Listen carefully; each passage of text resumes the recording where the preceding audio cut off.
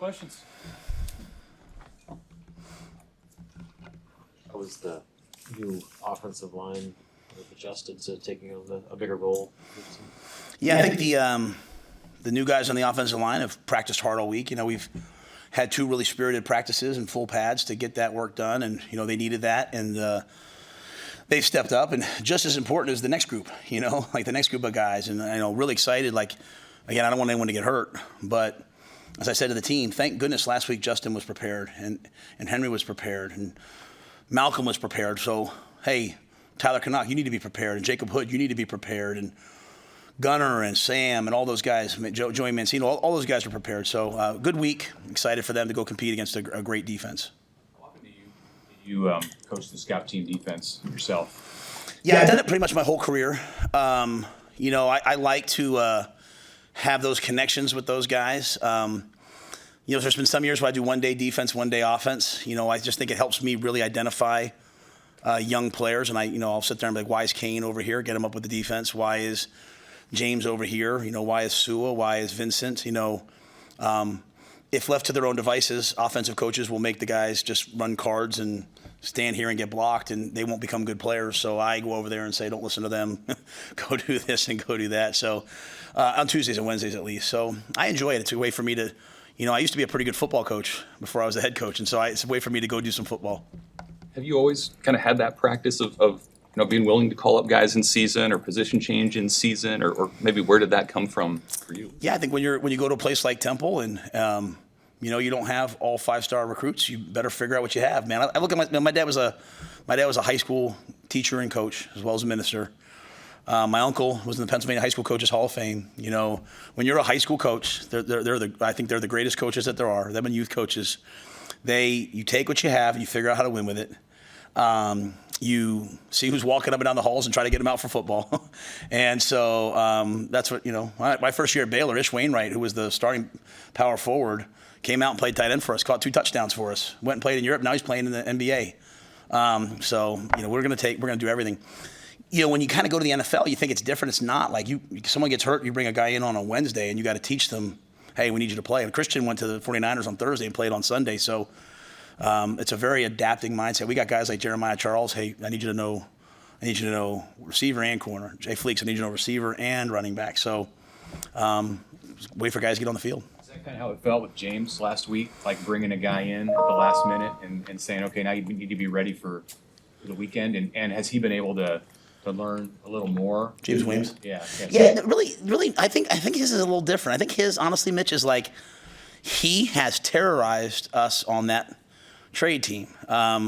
He's got a really nice pass rush, and you could bring him up full time and have him play 5-6 plays a game, maybe earlier in the year. And I think he said it, which I would, he struggled with some of the things we ask of the guys in terms of, I think he said I run a tight ship, asking him to be on time and go to class and all those things. I think that he struggled a little bit with that, just the adjustment, but he's really hit his stride, and I'm really proud of him. And so for me, James, he's just earned his way into these reps, and so we have other guys who can, do the other jobs. It wasn't like he came up because there was an emergency or there was some injuries. Again, we played Sua in 2 games. Like, I want those guys to be available when needed. James, I don't know if this will be a game for him again. It might be because of, Purdue's dynamic passing game.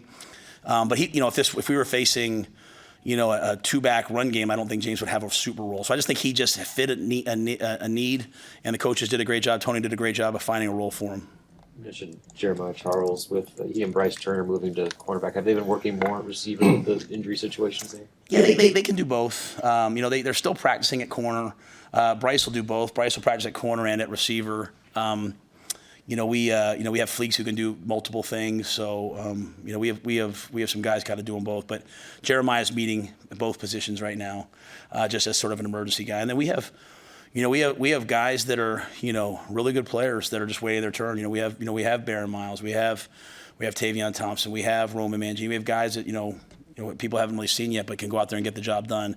Elliott Brown. So it's a mix of all those guys. I know you always challenge your special teams to give you an edge, but as you've gone through this league and you watch this league, how good do you have to be there at, taking advantage of pinning a team deep and when you have those moments and all that stuff? Yeah, I think, especially in games like this week where the weather could be a factor. I mean, you want to play great on the special teams. Purdue has dynamic kickoff and punt return games. They blocked a field goal against Iowa in the crucial times. They're excellent on special teams. We've made some good plays on special teams, pinning the ball down. Tommy with the kickoff return last week. But we're also missing some opportunities. We had a punt blocked last week. We missed it. So we're just going to continue to try to get better at it. But yeah, I think in the Big Ten, it is kind of a field position league. Just getting used to it. There's a lot of rugby punters in this league, so a lot more rugby punters than not. So just going through this full cycle, seeing everybody. We're not a rugby team, so sometimes it's hard for us to game plan the opponent. So I just think Ed's done a nice job of kind of building that book of business. And you think about it, the injuries you have, like just take Tommy Hill. Tommy Hill gets hurt. So someone steps up, which means now there's a ripple effect down onto the special teams. And so that's why, we spend a lot of time on it. We practice the twos and we practice the threes so that when guys have to step up and be ready, like Ramir Stewart went in and played last week on special teams. Guys fill in the void as we have injuries. But I think special teams are vital. They'll be really vital this week. We're down our starting kick returner. We're down our starting punt returner. Those are big things. So the other guys have to step up. Who is going to work there, do you know? Alex Bullock will return the punts, and Josh Fleeks, and those guys will be the kick returners. With Alex Bullock, we always ask you about the freshman receivers, but he's new to being a starting receiver this year, and I think he's logged about as many snaps as most anybody on offense. How have you seen him, develop into his role? Yeah, Alex is an excellent player. Alex has figured out along the way that he's an excellent player. Alex can do it all. Alex has great long speed. Sometimes people might not realize how fast he is. He's a fast player. He's got great ball skills. He's competitive.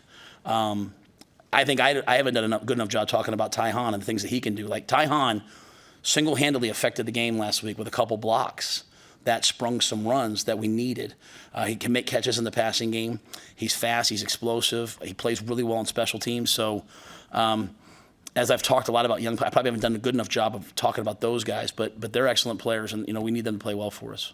Can you speak to the development of Evans Jenkins in particular since you've been here, and then maybe the challenge, I guess, of being guard, center, and kind of having to do both of those things there? Yeah, I think Justin is a smart football player, and he's really tough. He's explosive. There was a time where I said, at first, we were kind of, hey, what's our D-line depth going to look like? I thought about maybe, hey, can he play nose too? I was kind of one of those guys I was looking at both ways because he is so athletic and explosive. But he's just kind of an old school tough guy. Whatever you ask him to do, he's the shield on the punt team. He's the jumbo tight end. Got in versus on the bye week because Piper was down with an ankle, and so he got in on the bye week and really did a nice job at guard. And so I just think he's a tough guy that knows what to do. That switch from going to guard to center, that's difficult, right? You got to kind of get some snaps, and especially this week when you have a zero nose on you. So. Obviously Ben got dinged up in the last game. He's good to go, but Justin has to be ready in case his number is called to step in at guard at any moment. So he puts a lot of time in. The good thing about playing guard is you really have to understand the whole picture, so that can really help you, at center, so that can really help you at guard when you slide over. This being kind of a younger team, how important is that process of kind of similar to Leagues Past, learning how to win when you're not at your best, kind of similar to Northwestern? I thought the defense was at their best, so I'm always very careful of saying those superlatives, right? You paint pictures, right? To me, the thing that I want them to understand, because we played dominant in some areas on defense, but we gave up 130 yards rushing. That's unacceptable. We didn't have a fourth quarter shutout. That's unacceptable. We didn't win the turnover battle. It's unacceptable. So it's I don't try to think good and bad. I think about hey, what was up to our standard? What was not? And even on offense, it's the offense kept putting the ball. It wasn't good enough. There were 4 plays like that. There was a lot of other plays that were good plays, and so I've got to get rid of those 4 plays. But I also want to build off of the run Emma Johnson made or the catch Malachi made. So the danger, and it goes back to Bill Parcells used to talk about the psychology of results, and there's really 4 things to it. But one of them is when you don't play at the level you want to play at, when you don't play well and win. Sometimes you start to think, hey, I can win. And that's why you hear me say I don't care about the score all the time. Obviously, I want to win, but I care about how we play. There's a standard, right?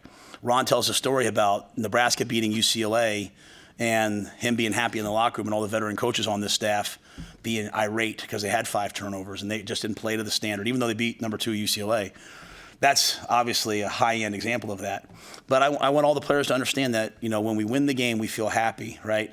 It's an emotional feeling, but we just come in very methodically. Like, what did we do well? What did we not do well? We don't listen to, oh, we stink. But we also don't listen to, oh, we're great. We just stay, like, right here, And so, I'm not helping it by letting them put out that TV show every week, right? That's not really my type of deal to do. You'll never see me do it again probably after this year. But, we're trying to let recruits and people see inside the program and all that. But it's just got to be, like, very, like, just day by day, just 1% better. But if you're not careful, when you don't play well and you win the game or you don't play up to your standard, you'll start feeling like you have a right to do that, and it's deadly. So we're fighting that, and I'm proud of the players because they're the first ones to say it's not good enough. No fourth quarter shutouts. We've only done it once this year. We're -8 and we're 4-3. That's stupid. It's absolutely stupid. And you know what? You say, those first 2. We were -6 at the first. That means we're -2 in the last. So like we got to get it corrected, and that's both sides. Like take the ball away. We won the turnover battle in one game, La Tech. We tied it in Northern Illinois. Like, fourth quarter shutout, we scored 52 points in the fourth quarter. We've given up 51. So there's a lot of room for improvement. What are the biggest challenges, just as a whole, that Purdue's going to pose to you come Saturday? Well, I'd say Burke's card, the run game. I mean, they're I think they're ranked right now the 6th best offense, right? They're the 4th best passing offense. Like, they can score points and they're explosive. And listening to coach, it sounds like they're healthy. Like, I wouldn't have known that they weren't healthy, but those types of teams have kind of bothered us at times, right? That spread tempo, run this way, double slant backside, throw the ball up. Those things of La Tech, move the ball against us. And so they move the ball against a lot of people. We beat Illinois. We were excited, right? They beat them 44-19. So that offense is scary. The return game, the returners are scary. They have 3 back now, so he's obviously going to be in the mix. So they have dynamic players in those areas. And on defense, Coach Walters, they're going to get off the bus and they're going to play man and they're going to pressure us and they're going to blitz us. And, we're going to have to make some plays and pick those things up with a new group on the offensive line. So it's an even matchup. This is a great game. This should be a great game. It should be a great game right down the wire. And we'll just try to play our best to get to the fourth quarter, try to make one more play than the opponent, and hope that we win the game. Can you make them clear that stuff through you that they put on the TV show? It's kind of fun. That like my man Jay Litt. So we have C.J. Campbell, Warren, Jordan Litton. They're awesome, right? They're awesome. So I told them, like, hey, run with it. But, like, show it to me. So, okay, there's something I don't want on there. Like, they had some things, like, they had the Sunday practice. They had a lot of things on that Sunday practice before Illinois.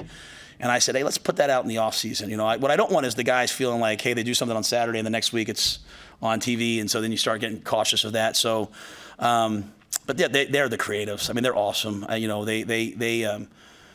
They really they understand the ethos of the program. They understand what we're trying to get done, and I trust them. I trust them completely. So, literally, like I jumped up on that surfing thing last week, and as I was saying, get down, put me down, please, because I didn't trust myself to land on my feet.